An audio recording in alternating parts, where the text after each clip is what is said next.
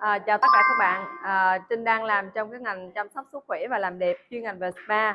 Trinh đang có một cái spa chuyên chăm sóc sức khỏe về mẹ bé sau sinh, rồi điều trị da, chăm sóc da cho khách hàng. Nhưng mà Trinh biết là trong quá trình mà chăm sóc điều trị cho khách hàng thì Trinh chỉ đang giải quyết cái phần ngọn cho khách hàng, có nghĩa là đi về cái phần giải quyết sắc đẹp bên ngoài.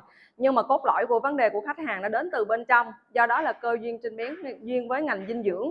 Mong rằng mang cái dinh dưỡng đến bên trong và giải quyết toàn diện vấn đề sức khỏe cho khách hàng từ trong đến ngoài. Và từ đó Trinh cũng mong muốn rằng đem một cái giải pháp mới đến cho cái ngành spa, là giúp cho tất cả các chị em trong ngành giải quyết được cái nỗi đau khách hàng, mà Trinh biết rằng đây là một cái thị trường rất là lớn.